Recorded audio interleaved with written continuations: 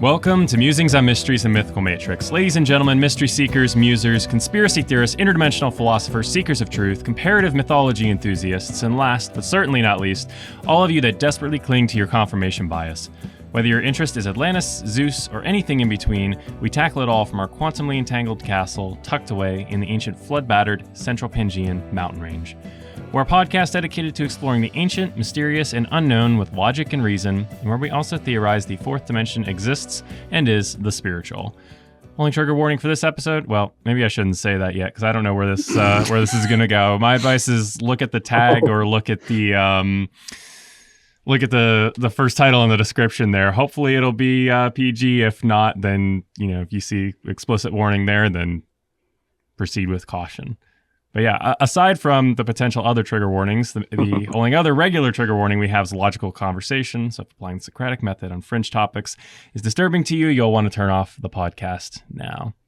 And I'll kick it over to Madison for our psychology fact. Hi, guys and gals. I was about to say, you're going to leave out the gals, even though you're a gal. But my psychology fact is your mind can't create faces by itself. So your brain relies on a collection of facial features that it already has seen and stored in memory, so that everyone that you dream about, you have crossed your path at some point. Very interesting. Yes. So I don't know if that's like creepy or not. That like everyone that you're. That's very interesting. That's how I knew that guy in the parking lot was a guy. Yeah, I saw a guy who broke into my car in the parking lot. I'm like, hey, that's the dude who broke into my car. That's how I recognize his face. Well, in case you weren't aware, ladies and gentlemen, mystery seekers, we have Phil DeMattis back with us here for another conspiratorial episode. So this will be very much up the conspiracy theorists' alley. So if that's your cup of tea, then this is for you. If not, then you've been warned. Yeah, you've been warned. Proceed it with your at your own discretion. So, how you doing today, Phil? Right. Oh, I'm doing wonderful. I wish it was a little warmer here, but you can't have everything. Yeah, we're sitting at a nice balmy 19 degrees Fahrenheit outside right now. Here, how is it for you? Oh, it's colder than that here. I'm in Western PA, and it's probably about 9 degrees.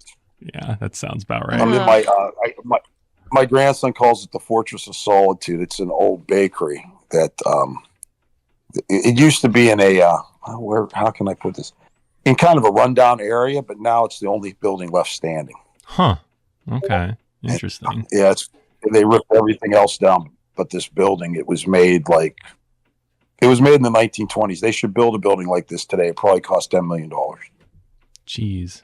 But it's a pretty interesting place. But yeah, so you want to start with the drones? Yeah. So let's start off with the drones. Yeah, let's start with the drones here. So we're not going to try to get political on this because that's the no rule for the show. But I do figure it's still relevant to talk about and discuss a little bit, especially in relation to being UFO and kind of an ongoing mystery that's going on. So Phil, I guess I'll kick it over to you and you can kind of set the stage for us a little bit.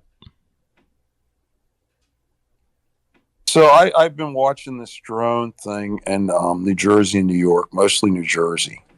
And a lot of people think that they're, you heard the Iranian thing. You heard the Chinese thing. They're Chinese drones. I've heard they're from Ukraine. But the thing that I find most interesting is that they're not allowed to shoot them down or laser them. There's a no shooting or no lasering law that was placed into effect in New Jersey from December 16th to January 17th. And my whole thing is, if they really are from another country, I can't believe we wouldn't have shot one down. Or all of them down. Yeah, so But they seem to be in certain... Go ahead. No, you go ahead. I'll let you finish, and then I'll chime in there. No, they seem to be in certain flight patterns, and I'm wondering if this would operate well with the Project Bluebeam, that they were trying to fake the alien invasion to get the one world government in line, which you've heard stories about it for years. And I'm just wondering if these drones are being used by our government to test how people would react to these situations. I'm not so much of the mind that it's the U.S. government. I'm more of the mind that it's maybe Iran or something like that. But I do understand the caution about having people trying to shoot down the drones. As a drone pilot myself, I do have a Part 107 license to fly. There is a lot of regulations about shooting down anything in airspace because it's federally regulated. And so the U.S. government has the final say on that one. But I know you did a lot of research on this, babe, so I'll let you chime in on anything you want to add or your thoughts here. Let me look quick.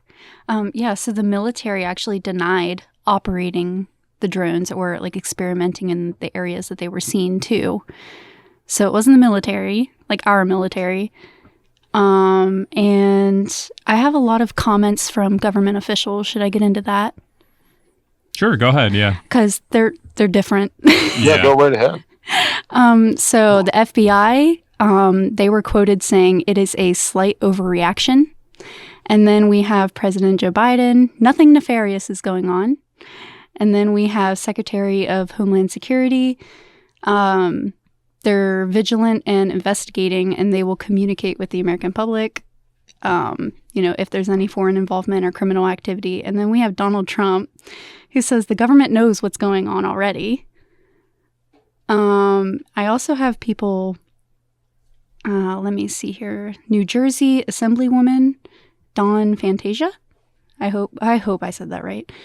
But she described that it was like the drones were avoiding detection by helicopter and radio, so like they were flying low altitudes, and that they could have had encrypted signals, non-standard frequencies, or signal jamming technology. And like you said, Phil, with the coordinated maneuvers, they also were traveling with their lights off as well. Which is interesting because if that's at night, that's against Part 107 regulation. You have to have your lights on. Yep. At night, that's visible for I think it's 1 to 3 miles. I forget the exact distance, but it's a really bright light you have to have mounted on your drone to be able to legally fly. So that says that this is, beyond just a recreational flyer, to be sure. Yeah. What do you think, Phil? Now, one of the things that I heard, and this could be true or untrue, I just happened to pick this up on YouTube, was that they were actually searching for, there was the government, our government. See, I believe our government definitely knows what they are. Our intelligence in this government, the CIA, Homeland Security, FBI, they know what's going on. Well, yeah, and then they're not going to say too, because that'll instill panic if they give away too much. Right. If it's a foreign government and they haven't done anything, why haven't you done anything like the balloon that flew across? But I heard that they were also looking for some kind of nuclear item. It was looking for the radiation from a nuclear item. And they didn't want to get the public riled up. That is. I don't know if that's true. There's so many stories. That's something I heard as well. Yeah, and I don't know what to make of that, because then you've got someone misplaced a nuclear device of some sort that could be used for a dirty bomb. That's definitely a big concern. Yeah, and then at that point, it could be the U.S. government doing something undercover to try to track this down. Yeah, because if you tell people that's what's going on, anyone could get their hands on that, and then you never know what they're going to do. So that's why they want to keep it contained, if that's what is going on. Right. Yeah, it gets hard to dissect for sure. I would think that.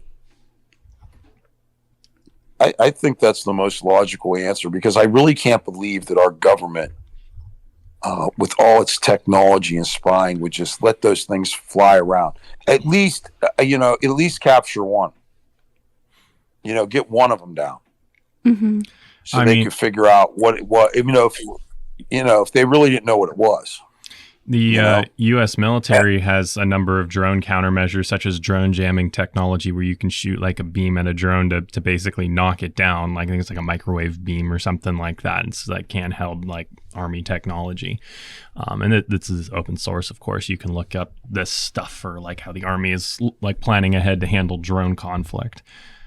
So no, you're right there that they, and maybe they did capture a drone and they're just not talking about it because maybe they're not sure, or maybe they do know and they don't want to incite panic.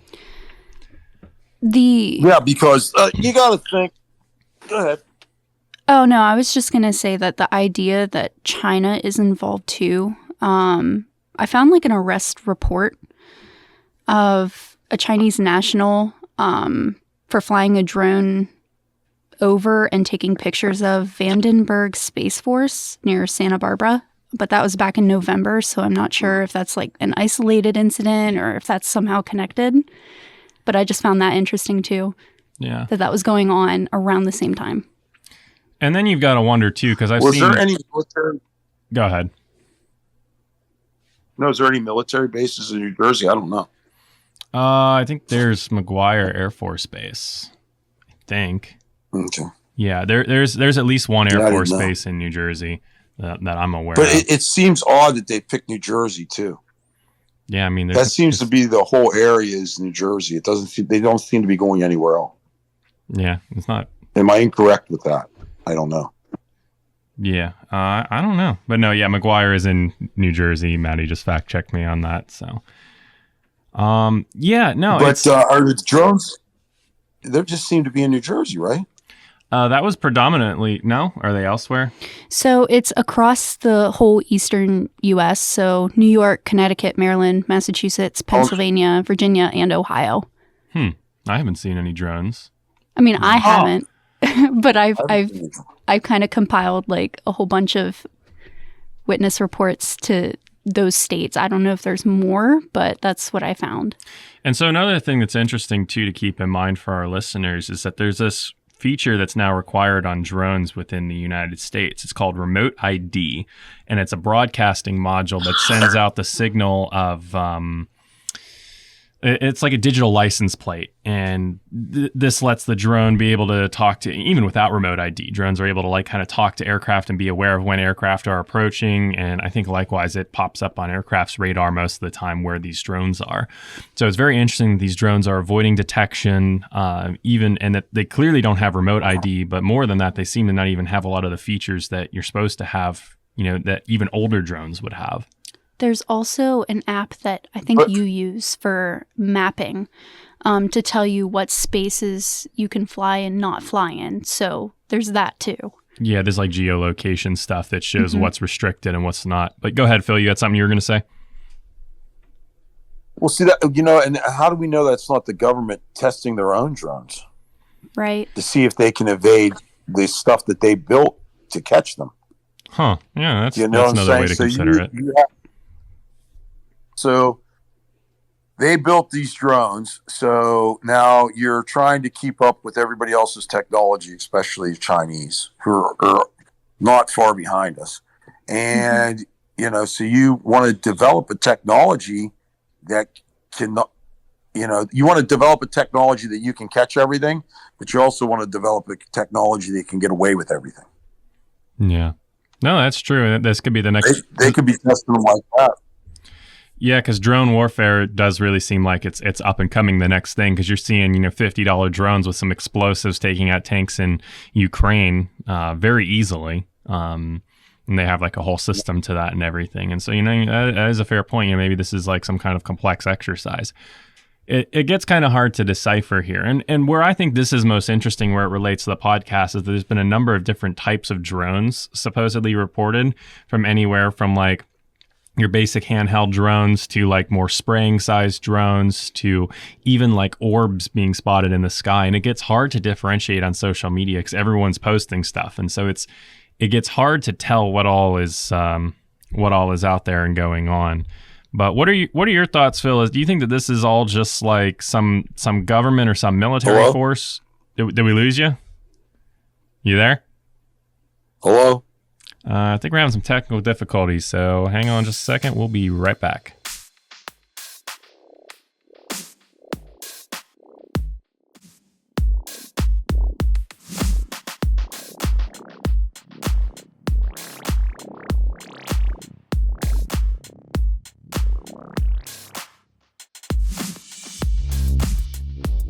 All right, and we have returned. The drones were interfering with our reception. We are now back. So, Phil, my question for you is, there's a lot of reports on like social media, a lot of different, things that you can see anywhere from like your handheld drones to bigger drones, like spraying drones, to like even orbs in the sky flying and like things morphing in the sky.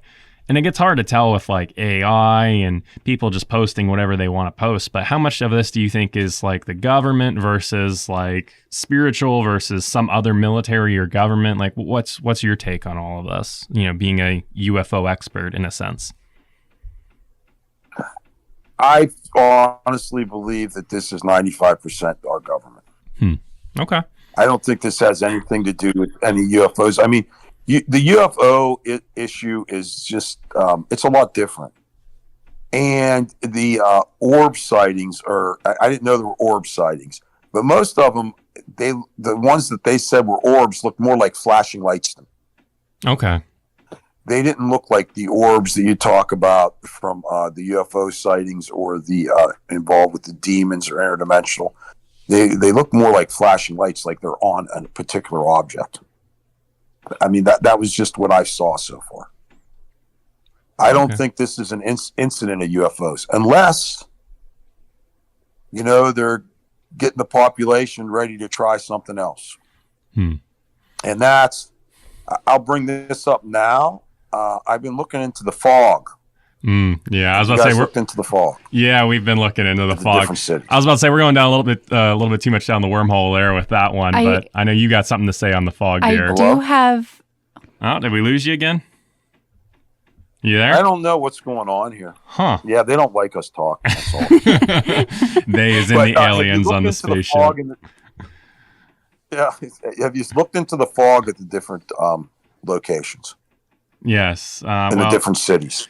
I know it's been around quite a bit, but Maddie, you looked into that more than I did. So, I had a theory that connected the drones and the fog, but yeah, I don't know if I should say that now or wait until we talk about the fog and then. Sounds like we're transitioning to the fog, so go for it. We're transitioning now. Go with it. So, one witness actually made a comment that there were drones spraying something. So could it have been chemicals that have absorbed and been trapped in the fog from the drones? And that's why the fog is, making people sick. But I don't know. That was one theory I came across. And this is where, to me, it sounds more like some third-party entity and not the U.S. government, because the U.S. government has had talks about this for since 1995. And so at least with the fog, why is it not just now coming out when they've been talking about this for, 30 years and practicing this for 30 years and it's making people sick? At this point, they should have been able to have perfected the technology, you would think. So I don't know. Well, from what I've seen and what I've read about the fog, it seems to have a weird odor, a chemical odor. And it seems to be making people sick quite easily. And it also appears to have something in it. Yeah, that's what I've been seeing as well. A lot of people are posting videos and stuff on social media, and it's leaves a sooty residue or something like that. It's like white particles floating in the air. Right. So those white particles, I have a theory on it. So those white particles, if they're correct, and because they have nano things that are so small now, those would be able to reflect images and lights off of them. And if they can reflect images and lights off of them, they could use them. The military applications are endless. They could create pictures with those right where they're at. They can make things appear right where they're at if that's what it really is. That's and so are you saying are you saying almost a hologram type thing? But not quite? Okay. That's where you would go into the Project Bluebeam. That might be perfect for making the holograms with the Project Bluebeam. Okay.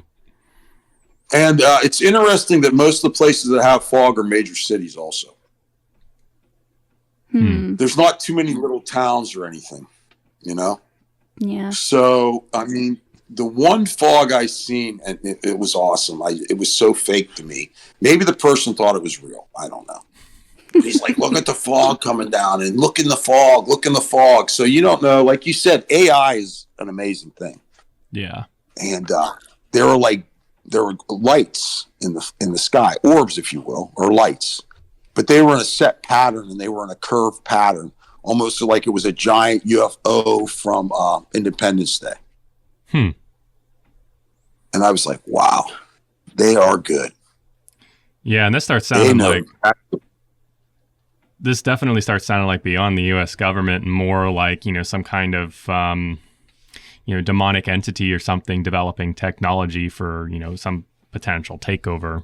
Then, well, I think this is the book I tell people to read. It's by Nick Redfern. In fact, I just got another copy of it today. Let me look. My books came today, so I didn't have time to read all of it.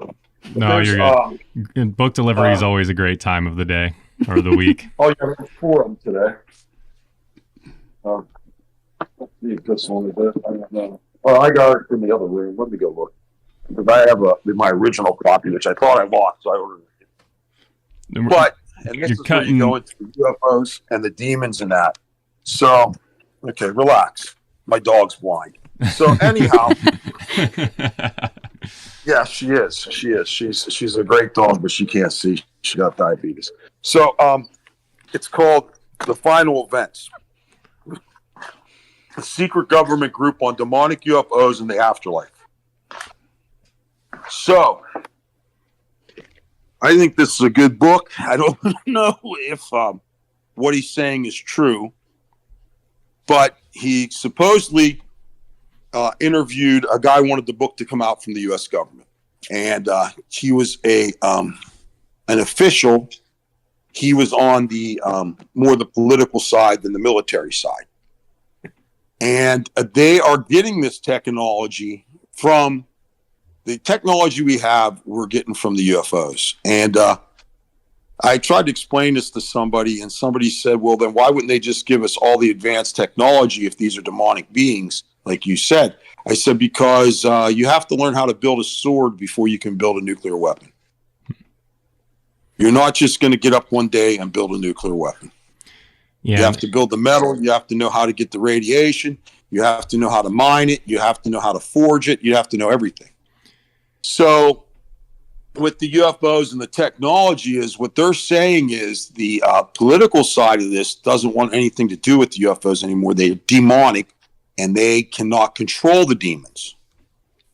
The military side wants all this technology. That's how the United States is getting leaps and bounds ahead of everybody else. But in the process, the military side thinks they can control the demons, and the political side's like, hey, listen, these things are way smarter than us. So I would think that this would come back to the fourth realm, if you want to call it that, with the demons, the interdimensional creatures. And I think that our government, is actually thinking they're working. I think they're working with them. I think that, they have to get us up to par because Satan actually thinks he's going to defeat Jesus when he comes here. Yeah. No. And So I have a little bit of a different take on this. I don't know if I would fully get on board with the government working with them, but I think that like the incidents like Roswell are a great way for these higher advanced demonic entities to leave us, what's a good word for it? Little bits and pieces, little trinkets, because you gotta think about it. Like, all these alien entities are having all these quote unquote crashes. And if the U.S. government and these entities are working together, like, why wouldn't there just be an exchange of it? But there's all these crashes that happen. And that's the perfect time for this kind of a handoff, in a sense, to be like, hey, here's some more technology so you can get more advanced. So we're ready for that second coming and we can fight. Well, I'm going to tell you what, I agree with you on that part too. I think they're working with it, but I think they're leaving us stuff. And because I'm just like, I just don't see how. Oh, now my wife's calling, so I'll have to get back to her. Are you still there? Yeah, we're still here. Okay, sorry, my wife's calling. No, you're good. We're glad that we're more important than your wife right now. I probably shouldn't tell her that. If I told my wife what I was doing, she'd think I was crazy. So I'll call her back here, but maybe we'll take a break and I'll call her real quick and tell her I'm doing it. Yeah, we'll take a break in a second here. But I can see that also as another realm of doing it. Leaving bits and pieces and trinkets, and I could also, because my thing is. So you came all the way across the universe, okay? And you crashed here? Yeah. Interdimensional travel's no problem, but flying on like Earth's... Flying over the Appalachian Mountains in Pennsylvania is an issue. Yeah, that doesn't quite add up to me either. It just doesn't make any sense. And you're a benevolent being, but yet you want to abduct children and mutilate animals and things like that. Right. It's like, I don't really know if I can get on board with that either. Yeah, exactly. And that's another thing. If they were really aliens, it would be like when we found the New World.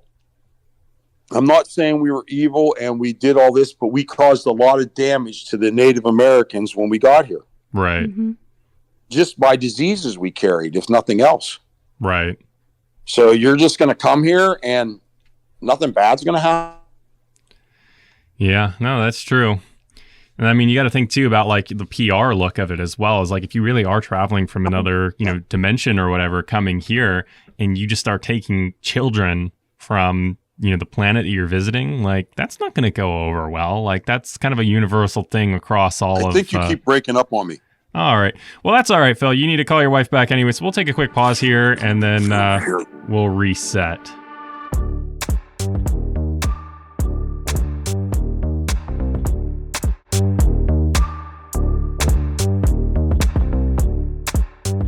So, another thing about the weird fog, you said that there was a chemical smell. Somebody described it as setting off a bunch of fireworks. And then it tastes toxic as well. So one thing that I saw was a bunch of, I'm not going to say a bunch of, but there was some science behind it. So fog can absorb and trap polluted air near the Earth's surface. So it acts as a carrier for car exhaust, industrial emissions, and other airborne chemicals. So like sulfur oxides, nitrogen oxides. So that could be the reason for the chemical smell and taste, but again, I'm not sure. And then it's leaving the weird soot residue as well, so it's kind of hard to know what to make of that.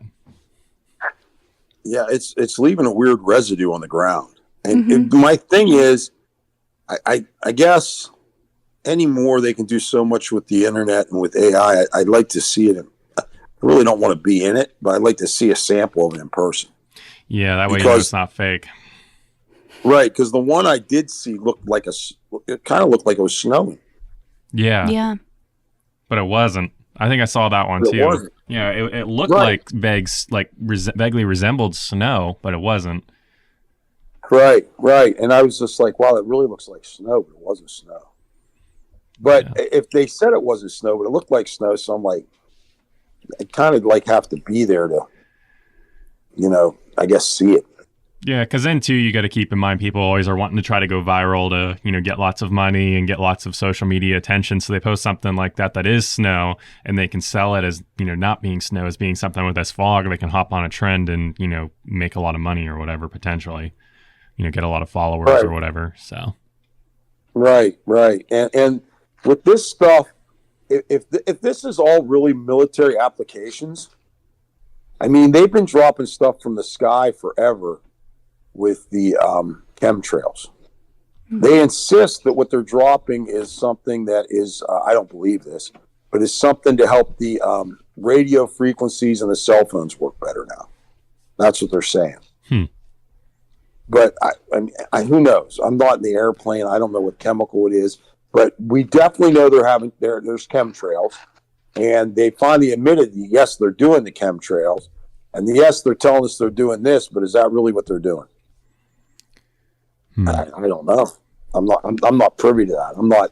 I guess that my security clearance isn't high enough. They don't give us security clearance. But what was interesting was what you were telling me about with the CIA documents. Yeah, so we can And segue here into like the astral I forget projection the and guy's everything. Is that where you're going? The astral projection and all that? He supposedly, now this is something that, it's just like a Nostradamus thing.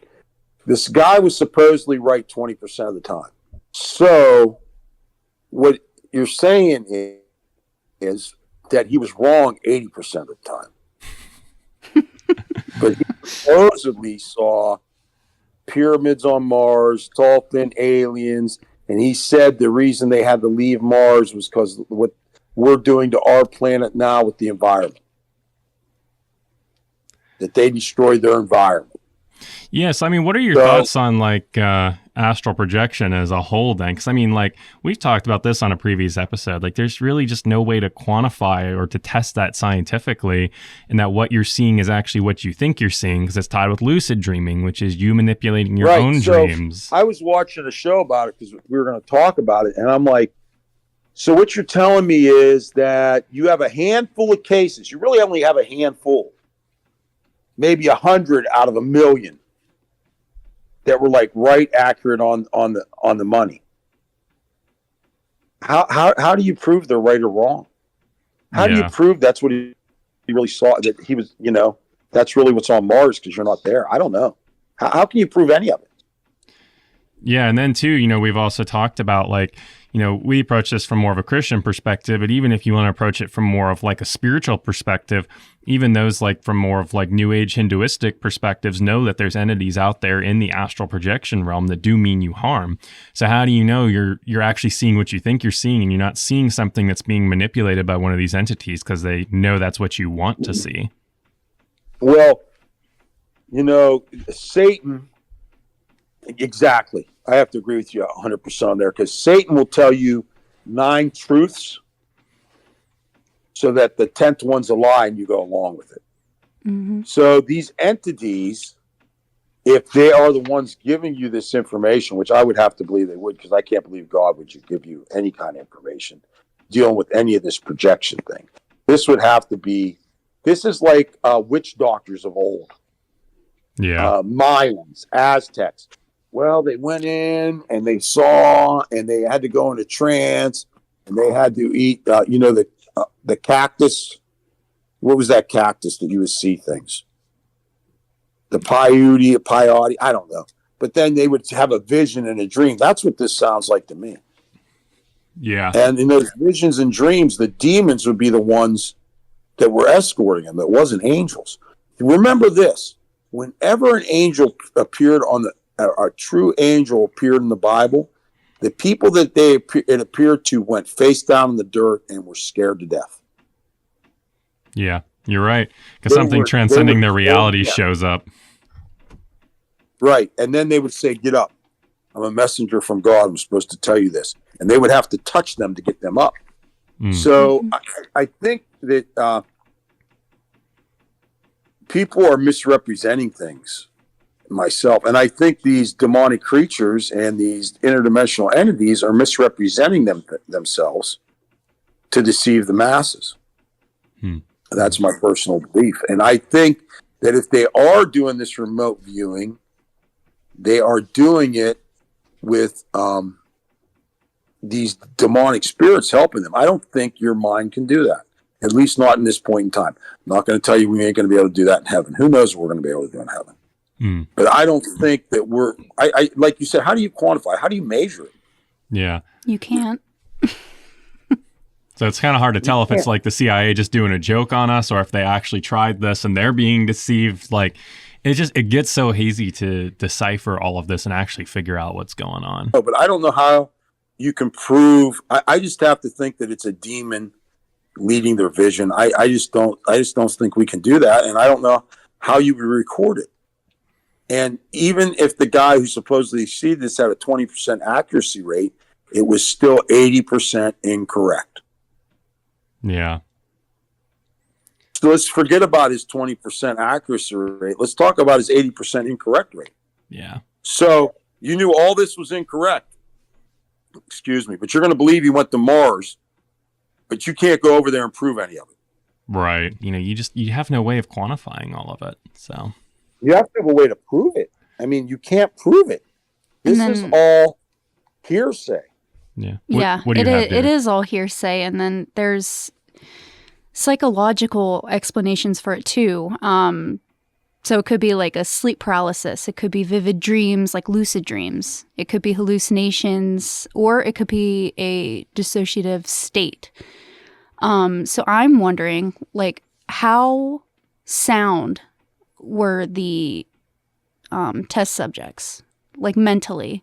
Because if they had experienced, stressful or traumatic experiences at all, I mean, I don't know if that would affect it that much, but I just don't trust that at all.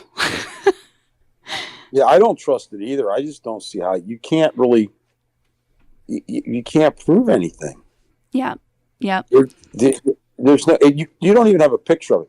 You have a better picture of Bigfoot when Patterson Gimlin took a picture of Bigfoot. And you have an idea what happened on the mall. Oh, that's a great way to quantify it there. I love it. Well, let's take a quick break here. You have a better, that is more believable than them going to Mars. I agree with you. At least there's actual footage of it versus just someone's perspective. Well, let's take a quick break here. And then let's come back and let's talk about the Smithsonian a little bit, because I really want to get into that one. So stay tuned. We'll be right back.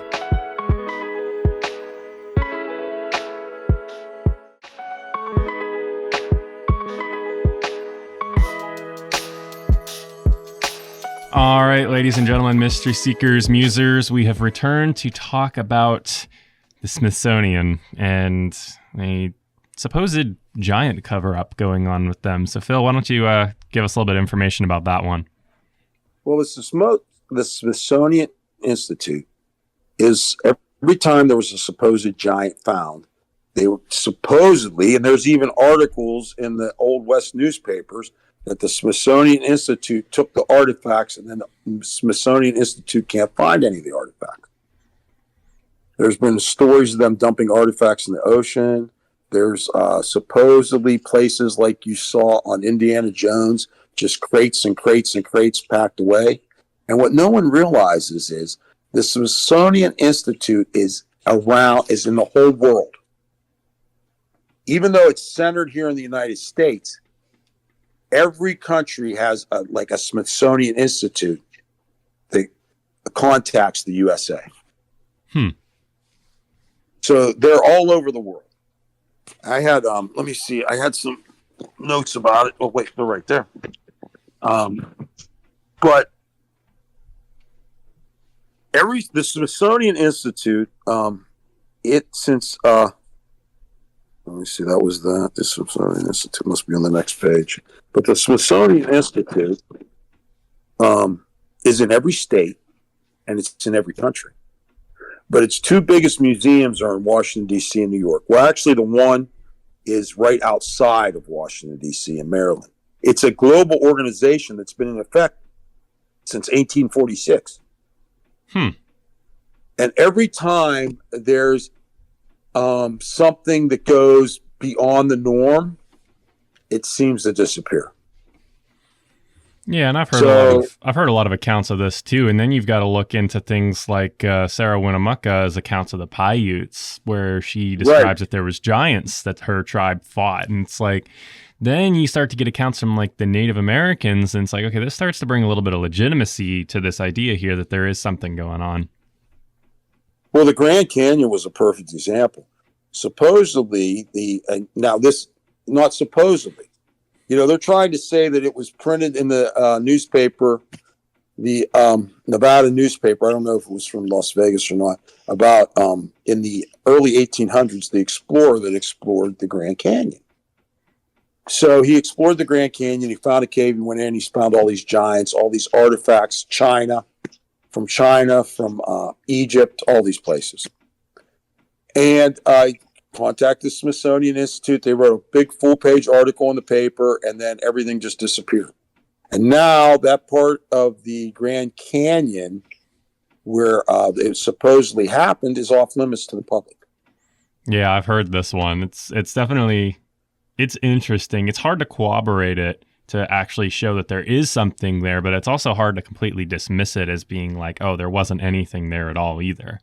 And if there was anything there, it'd be long since gone too. So right. So what you got to go by is the news wasn't as I think the news was more honest back then. They tried to tell you it was more lies and tall tales, but I actually think it was more honest.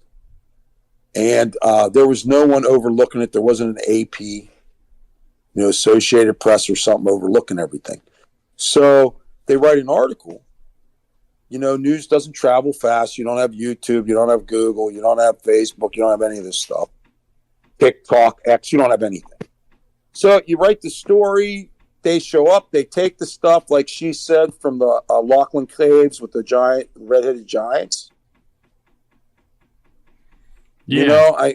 What are you going to do? So they took it. Now, and then you go back. Well, you wrote this article about it and you dropped it. Yeah, well, that was just a make-believe article. And like you said, how can you prove? There's so many things and legends that came to pass. Now, how can you prove that they didn't take all this stuff, or that the stuff wasn't there?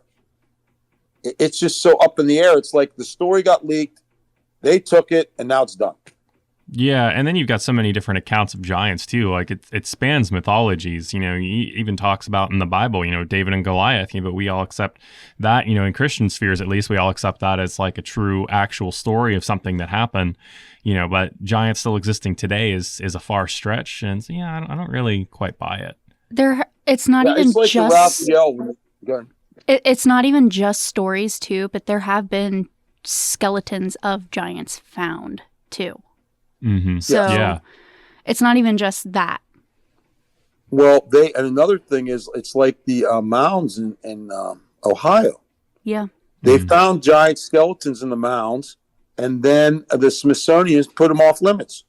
Mm-hmm. Now, the average height in there was 8 to 12 feet. But then they put them off limits to everybody, and what they said was that this was Indian burial grounds. Right. So now you can't go and see what it is. You can't have an independent person go see what it is, because now if you dig it up and you find something, you disturbed an Indian burial ground. Yeah. Like when we were there, we couldn't even step on the mounds. Like they had it. Yeah, we so went that you could only be on the path. We went to Serpent Mound in Ohio, one of the few that's not in. Oh, what is it? I forget which it is. Effigy is not burial. I forget which one it is, but it's one of like the two that's not like a burial mound. It's like an actual just like monument. But yeah, we weren't even allowed to walk on it or anything, which I can understand that. Yeah. But no, yeah, it's frustrating because it does make it hard to corroborate, a claim like this to be able to actually back it up as being, true versus just like off the wall conspiracy. And it's definitely frustrating for sure. And then years later, you find it out to be true. But like you said, they have everything so tightly tied up right now, it's hard to prove anything. You go to the giant of Kandahar. I've heard so many stories about it. The pilot, he won't let us show his face. It's so. Why did somebody take a picture of the thing? Yeah, and then it's so hard to corroborate too, because someone could easily just like make up a story like this as well and be like, "Oh yeah, I was on a Black Ops team and we did this and this and that," and it's like, but there's no way to really to prove it, and there's no way to disprove it. It's just a claim, a story that's out there.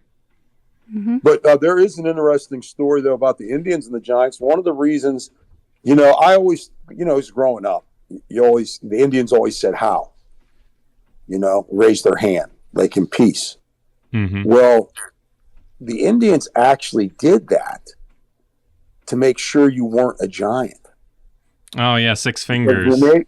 Because the giants in the Americas always had 6 fingers.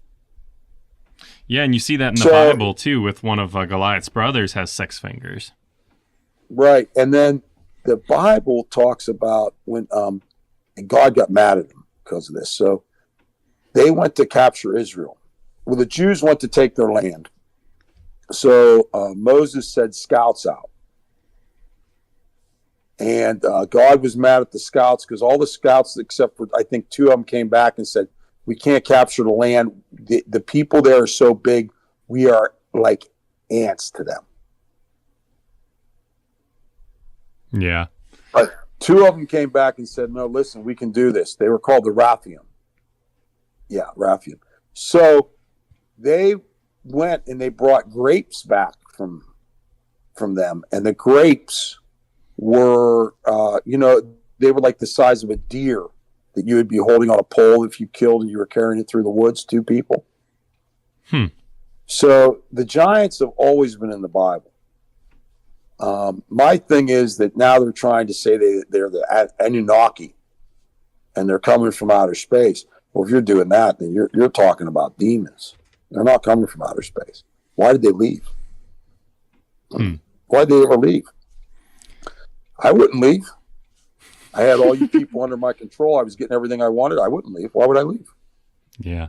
We've dove into the Anunnaki a little bit. There's not really any precedent to like the Zechariah Sitchin and Billy Carson approach of like, ancient astronauts. I mean, it's hard to completely disprove an idea like that, but there's really no precedent in the historical text. If anything, they'd be more like ancient superheroes than than like actual like space aliens, because they had powers. It's like the age of technology. People are like, my favorite one, I think I told you this one, it's the magic mirror. Yeah.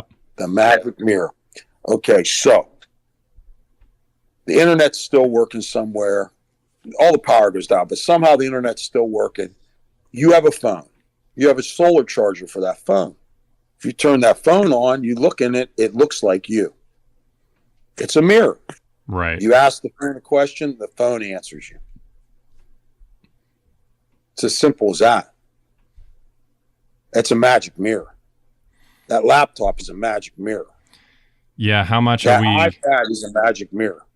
How much are we losing connections with technology that once existed and just quantifying it as myths and magic and all of that, when it's actually, maybe magic was in ancient times, maybe magic was actually a term for like technology in a sense. Right. Witchcraft. So all this, it was so evil, God had to destroy everything. Well, Noah and his sons knew enough to build cities. Yeah. And they build cities pretty quickly after getting off the ark from a biblical perspective. Right. You got off an ark and you built a city? Come on, man. That's pretty intelligent. Yeah. I mean, you see corroborating evidence for that in the Sumerian Kings list as well, where they restart civilization really quick, and there's a kingship once again that's followed. Now, how literal you want to take that's a whole nother subject, but yeah, well, that's what happened with Nimrod. The technology was so advanced, that's why they broke up the languages. Yeah, he's going to build a building to the sky, which I think is more an attempt to breach the spiritual realm by the ancients, again, with technology. And we've just lost that in our understanding of how they would have done that. But I mean, again, that's conjecture on my part. I'm not going to say that's 100% accurate. That's just my opinion. Well, that's my opinion too, because the Bible said there's nothing new under the sun. That's why we get along so well, Phil. We have a lot of similar opinions, at least on that regard. Yeah, the Bible says there's nothing new under the sun. I'm like, so, why weren't we that intelligent? If the fallen angels came down on Mount Herod and they had, they mated with the women that they found beautiful, and they had children, which says all this in the Bible, and they were men of renown, they were large, strong, men of legends, intelligent. Why didn't we have all that? Yeah, no, why didn't we have all that? I agree. I think that there's a lot more lost technology and lost ways of thinking in our past than a lot of people want to realize. I agree with you there. Look at the Coral Castle in Florida. Yeah, that's true. You want to explain Coral Castle for us real quick, Phil? Because I don't think Maddie has heard of it. She's looking at me kind of weird. Okay. So the Coral Castle in Florida was built by a man, and he used a small S10 type Chevy pickup truck and block and tackle. He moved coral rocks that were 2 and 3 tons, some heavier. He made a door that was over a ton that you could push with your pinky and it will open and close. Wow. He wouldn't let anybody watch him build this. Yeah. Right? So he had a block and tackle in this weird box. And they asked him before he died, he goes, how did you build it? He goes, I figured out how the Egyptians built the pyramids. That's real insightful because we still don't know that answer. Thanks for that, guy. So if you think about the pyramids and all these other giant structures that were built, you have to think, I mean, it's just me. I mean, maybe I'm crazy, but I would think they had to use sound waves to pick these things up. They somehow were able to levitate things with sound waves, or there were giants. One or the other. Has to be. And I personally, I don't think the Egyptians built the pyramids. Oh, really? I think that the fallen angels built the pyramids, and I think the Egyptians just used them. Because a lot of people say they're built like power plants. Yeah, and that's something I want to dive into in the near future too, with Christopher Dunn's approach to the Giza power plant idea. I would lean that way a little bit more, is that I don't think that they're just tombs. I think that there was another function or purpose in some capacity to build something that big so far beyond our current understanding of technology. Don't the if pyramids... there was the Valley of Kings, why were there tombs? Why were the Egyptian pyramids tombs? Don't the pyramids align with stars and stuff too? So yes, I guess that would relate with like the fallen angels. Like obviously they would know, but they align with the Orion constellation. I think it's scaled in pyramid size for the three main Giza pyramids to the luminosity percentage of the stars. I could be slightly off on this or getting things mixed up, so definitely fact check me for our listeners out there. And then they're aligned within a very, very precise degree to what is it, magnetic north, Phil? Help me out. Yeah, it is magnetic north. They're perfectly aligned. I'd have to look up all the stuff offhand, but they are geometrically perfectly aligned with the stars, and it's amazing. I just don't think the Egyptians built them. Yeah. I would lean more towards not either, just because of that fact. Right. Alone. But, people, they don't, the problem is people don't want to believe in God. They want to believe that man can do everything. They want to believe that as time moves forward, we're evolving better, when actually we are de-evolving. Yeah. We're getting worse. No, I agree with that, Phil. And, the question becomes is why, with all this evidence around us in ancient texts and, with the pyramid that seems to indicate some kind of technology or something like that could have existed in the past, why is there such a reluctance to admit this? And, I think a large part of it is just denial of where it's going to take us, and it's going to disrupt the standard model, and it's going to be a lot of work for scientists, and they don't like that. Yeah. Well, it's like the scientists. Go ahead. Also, just based on the giants, hiding the giants, with the Smithsonian, it's, if you hide the giants, you're still supporting the mainstream idea of evolution by destroying evidence against it. So, I mean, they could be pushing that narrative. They could be, like you said, yeah, because so reluctant to admit that there's something different. Because it really sets back the evolutionary time frame at best, and at worst it completely just destroys it. To say that we were more advanced in the past than we are now, and then you have to ask what it is. Is it just the uncomfortability of having to do all the rework? Is it that oh shoot, I had it and I lost it. My brain, I'm scatterbrained tonight. I don't think you're doing pretty good. Ashwagandha helps. Ashwagandha, yes. Yeah. Need to get some more ashwagandha. But yeah, no, and then maybe it's just fear of calamities and stuff. That's what it was too. Maybe that there's discomfort at the idea that hey, some calamity could come and wipe out civilization as we know it, and there wouldn't be much left of us. And maybe it's just people being scared at that idea, and that's why they want to downplay this. I don't know. Well, there's just with the scientists in Texas. In that old riverbed, they found dinosaur footprints and they found human footprints beside. And they caught a scientist trying to destroy the human footprints there. And because this is the way he was grew up his whole life. And mentally, he just it couldn't be. Yeah. There couldn't have been a dinosaur when there was a human. Couldn't be. So the only way he could figure to get rid of it was to destroy the evidence.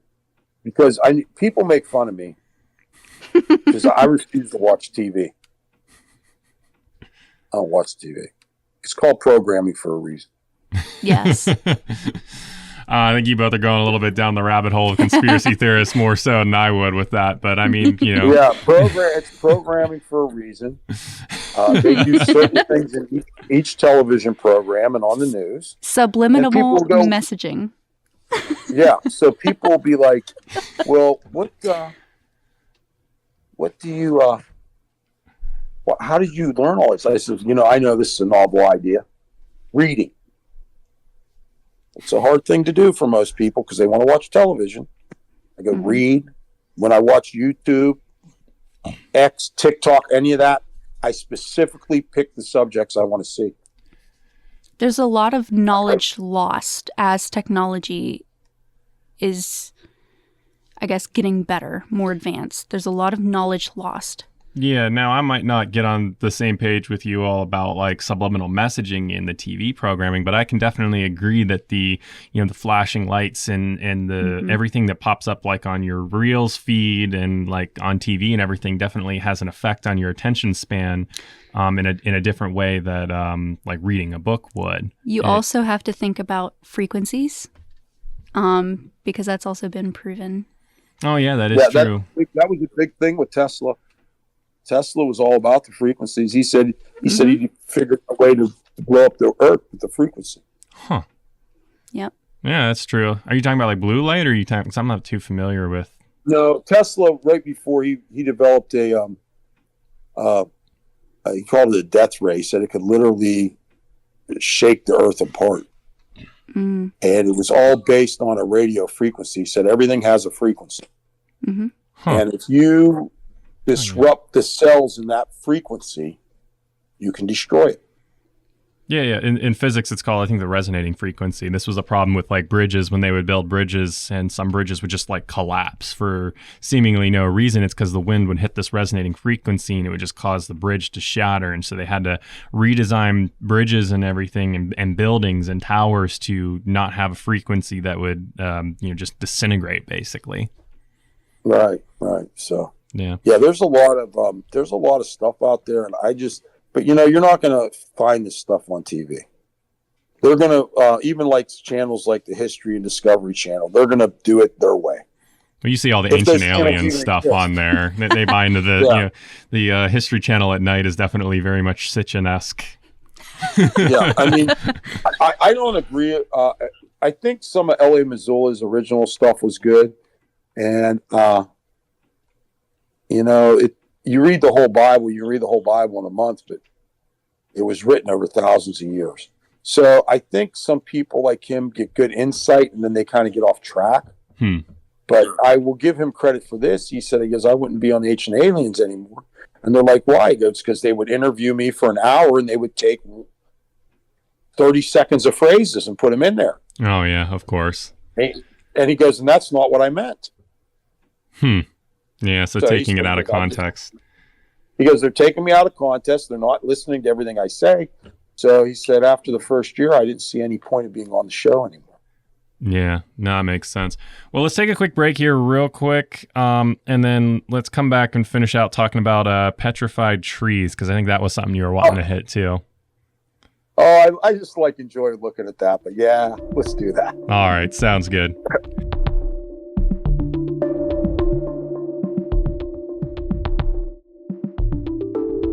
All right, ladies and gentlemen, conspiracy theorists, we are talking your language tonight, and in case you haven't got your fill of conspiracies, we got one last one to throw at you. Phil, what do you got?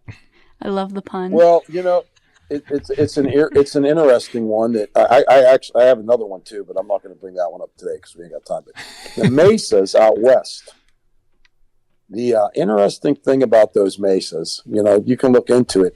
They do look like petrified tree trunks.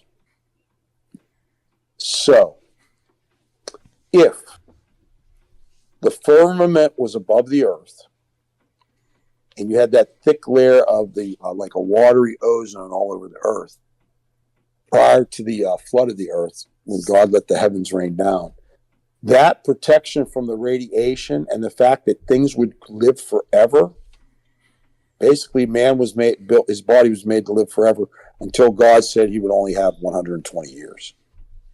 Yeah. Those trees, go ahead. I think there's also theories too that like the oxygen and carbon in the atmosphere would have been different, that would have made it easier for things to get bigger. And so this theory even extends down to like ideas that Adam and Noah would have been quote unquote giants to us because of this more healthy environment. Right. Some people think that they would be like 8 to 9 feet tall. And there is the picture of the one femur bone with that guy beside it. I'd have to look it up in one of my books, where he's standing beside a femur bone and the person would have been 12 feet tall.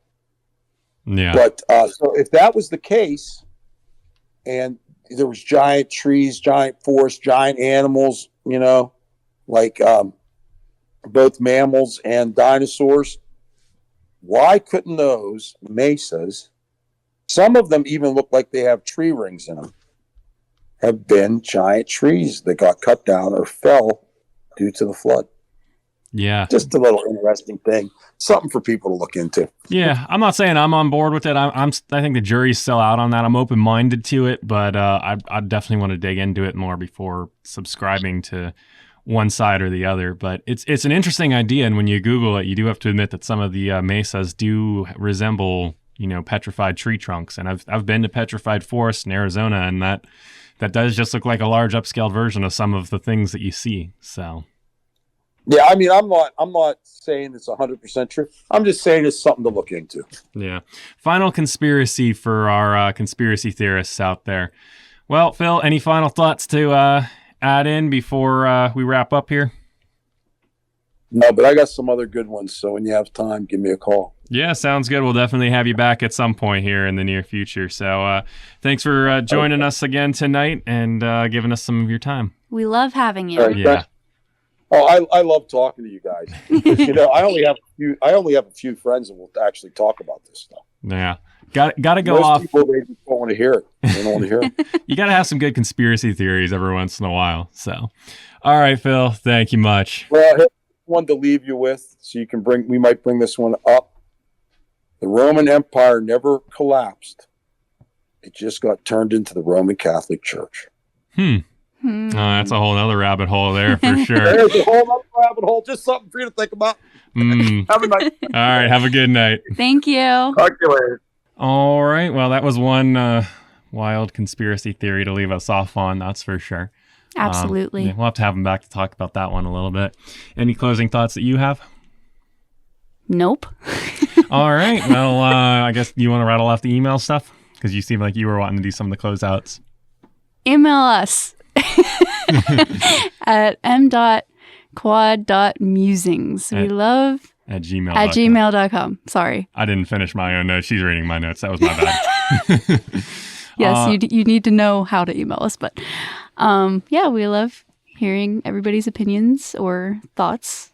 Yeah, we different theories. Definitely want to hear more from our listeners. So give us an email. Instagram, TikTok, Facebook, YouTube. Yes, so we have all of those. m.quad.musings on all of those. Facebook, Musings and Mysteries and Mythical Matrix. Definitely would ask that you take the time to share the podcast with someone you know if you think that this is up their alley. If you're listening on YouTube, you made it this far, well, that's impressive. Give us a subscribe and a like at this point if you aren't already. If you're listening to the podcast elsewhere, like on Spotify or anything, please take the time to leave us a review and buy me a cup of coffee link if you want to support the show and help us keep the lights on. That link will be in the show notes. The book. Yeah, it's buy us a book technically because I spend a lot of money on books for the show. I mean... Yeah. But all right. Well, that being said, whether you've been listening on the earth, above the earth, or below the earth, in Sheol, We thank you for tuning in to this conspiracy theorist episode. Next episode, we will be going back to Mesopotamian mythology, and then we're going to be doing some more science talk after that. So we're going to be all over the place a little bit, but stick around. I think you'll get some good value. So thank you for joining us in Quantumly Transcending Time, and we hope that you quantumly transcend time yet again to interact with us on the material of this show. Don't get caught in the fog. Yeah, don't get caught in the fog. We'll see you next time.